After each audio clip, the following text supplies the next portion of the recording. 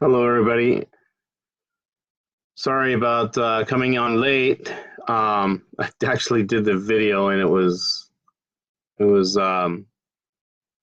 done on only me. I'm not sure how it was set to only me, so I'm just gonna redo the video, see if anybody else comes online. So my name is Demian Garcia. I'm a special education parent at Garden Grove Unified School District. I've been advocating for the last 8 years at the district. A lot of district-wide issues, not as well as for my girls. So I want to talk to you about my parent that was recently bullied. Um, we went ahead or we turned in a letter basically telling the principal no more contact, to cease contact, and she ended up retaliating. Uh, the principal also had a authorization of release from me, so that I could, obviously I was their advocate. She was there at the IEP meeting, so she knew this. She knew I'd turn in a form. She actually helped me copy it. But when I tried to contact the speech therapist to ask some questions, she had her staff refer me to the third floor. So I had already talked to Valerie, actually, was our suppler director in the shed, um, earlier that day or the day before. She had informed me that I should have no problem talking to the IEP team members, or communicating with them. So she had already made that clear that I could do that. But the principal or staff at the school, they didn't care. They didn't care that I actually had an authorization of release. They didn't care that I was a parent advocate.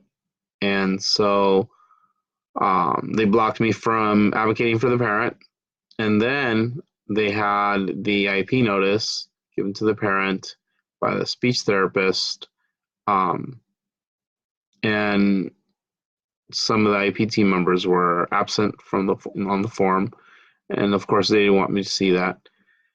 Um, so because they retaliated because they knew the parent was standing up for her rights, obviously.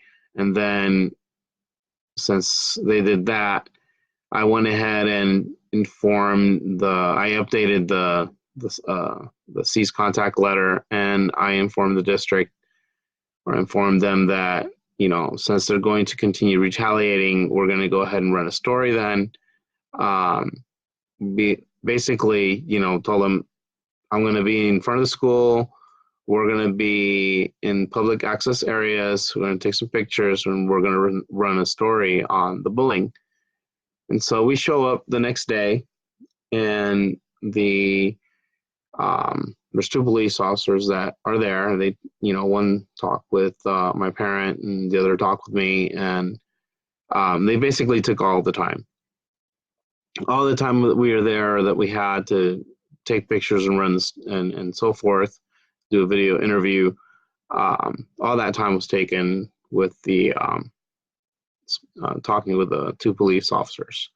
So, um, you know, we do a cease contact letter, and then they send the police out and they retaliate against us, and as well as the police telling us that, oh, you've had too many concerns, you've had too many emails, phone calls, and so forth. So they basically turn around and tell us the same thing, right? Again, it's one more form of retaliation. So now, after the police contact, my parent doesn't want to do the story anymore. Again, um, you know, this is how the district works. The district does not like it when parents stand up for the rights. It doesn't matter if the parent was wrong. It doesn't matter what they're doing to the parent, or what they're doing to the parent's children. They do not like it when parents stand up for their rights. They want to be able to plow through the parent, and the parent just lay there and take it. I'll give you an example. I'll give you a lot of examples, actually. Not all of them today, but I'll give you some examples. on how the district retaliates, intimidates, and bullies. So back when Caitlin, our little girl, was in preschool with the district, we were over at Warren, and we were supposed to move to Carver the next year, and a large group of parents formed, about 40 parents, and they were asking a lot of tough questions in terms of, was there more crime in the area than over at Warren? Was there more pollution? Was there radiation from all the uh, large electrical wires and electrical conductivity, transformers in the area? These are all valid concerns, along with the fact that the children were no longer going to be in an integrated school. To me, that was the biggest concern. The biggest concern was that it's now was going to be a segregated school. It was going to be a school, where all the children were going to be special needs. This is what I think it was like 2016 or something, 2015. I don't remember exactly, but it was a while ago. But segregation hasn't been around for a while, and we're not supposed to be segregating children with special needs. So the group formed. It was about 40 parents, and it was infiltrated by Garden Grove staff. A lot of the parents were intimidated for joining that group, and eventually the leadership saw the problems and said it wasn't worth it, and they dissolved it. One day I go to log on to the group because me bringing up issues. Excuse me, I'm supposed to be working night shift tonight, but that didn't happen. So anyway, I'm already tired for it. So they dissolved the group. I log into the Facebook looking for the group. It's not there. I track down one of the leaders and say, hey, what happened? Why did we dissolve the group? The parent basically said, they were intimidating, our parents and so forth. We've been infiltrated by the district. So, it was too much of a problem. We went ahead and just dissolved the group. And that's the way the district conducts its business. It does not want parents to be empowered. It will create committees. It creates avenues for parent involvement, but they control it. They want to control it. They will establish the relationships, but they do not want anything outside. They don't want any way for parents to come together on issues. So that's when I decided to form our group. And shortly after that, I noticed that we'd lose some parents, and I tracked the parents down, and there were different answers, but there were a few parents that would tell me, oh, I was at an IEP and the IEP team made me feel guilty, and they're asking me, why are you part of that group, and this and that and so forth. And it's like, seriously, you're going to continue intimidating parents from joining a support group. Like, we need more support than regular parents, with children in the gen ed classroom, non special needs kids. We really need the support group, and so you're going to intimidate our parents from not being part of the group. That is completely unacceptable. But that's what happened several times, and I brought this issue up to our SELPA director, and hopefully it doesn't happen anymore.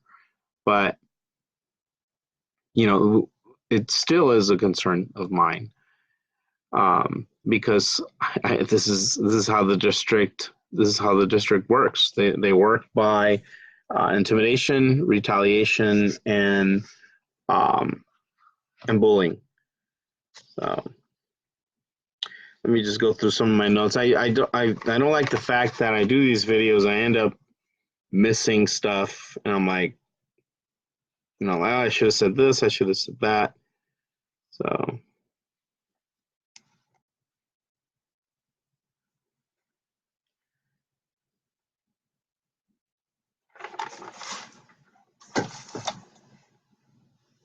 Looks like I actually did cover everything. So at Carver, I didn't have the support group anymore. We lost those 40 parents. So basically, it was me having to advocate by myself on the issues at Carver. My main concern was the segregation, although I brought up other issues, but that was my main one. Eventually, they had some of the classes where some slots were offered to typical kids so that the school would not be completely segregated. Some of the IEPs would have a certain amount, they're supposed to have a certain ratio of typical kids so that it fulfilled the IEP requirements, right? So that these children that were trying to get ready for TK or Janet kindergarten could have exposure to typical peers. And so they did that. I mean, it was no longer 100% segregated. And then I started noticing that some of these typical kids were unenrolling and they weren't being replaced. And it was a guess. These were guesstimates because, I didn't know for sure, but I was pretty darn sure that what was going on. So I sent an email to our director at the time, not SELPA director, our director, which was Miss Valerie Shedd. We met, she explained to me what our numbers were before, and these were our numbers now. So I was able to keep them in check in terms of the ratios. And the ratios weren't that great. I mean, they were still low. But at least they knew that I was watching them and that they needed to keep these numbers up because no school is supposed to be segregated. So now I go to make another observation. This is a few years later. These classes are no longer there, but they did work on some of the other issues that I brought, which were integrating recess with the state preschool there and the Head Start. So they were able to do that. They've also brought boys and girls there. So these are some of the issues that was not my idea, the boys and girls, but the recess with the state preschool and Head Start, that was my idea. Well, maybe not so much my idea, but I knew it wasn't happening because that was one of the promises that they had made in the beginning. Lorraine Ray had made a promise that Carver would be integrated, and it wasn't. And it took over 2 years to integrate recess with Head Start and the state preschool, and that had to do with licensing issues. But this is what I'm saying. If parents aren't involved, if parents aren't advocating, they don't have to do these things. As long as nobody's watching, they don't have to do these things. And when parents watch, they will try to retaliate or intimidate and so forth. And it takes parents, unfortunately, like myself, to press these issues that are going to keep moving forward, regardless of their retaliation, regardless of their intimidation. I've been retaliated, intimidated so many times by the district, doesn't faze me. So, I want our parents to understand that we have to really move together. It cannot just be me asking these tough questions. We need to start helping each other. We need to start fighting for other families, other children. We cannot be taking the IEP and the IDEA and ADA, all these things for granted. Other parents came before us and fought hard, and you guys have no clue how hard our parents have had to fight for everything we have today. And that doesn't mean that we can just roll over and play dead. We got to keep fighting. And we got to understand that when you're going to do this, you're going to be retaliated against, and you're going to be intimidated, and you're going to be bullied. But we just have to push through this. We have to push through this. Hey guys, last Natalie, Mitanhan, Alfredo, Josie, Jameson. So you guys are logging on right when I'm about to finish. But please rewatch the video and comment. Jameson, glad you're on.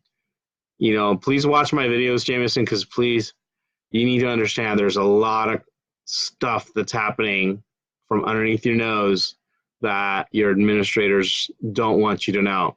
A lot of stuff. A lot of the stuff that I talk about is happening at Garden Grove, is happening at Westminster. So, you know, hey Josie, so please watch my videos and watch that. So anyway, take care guys.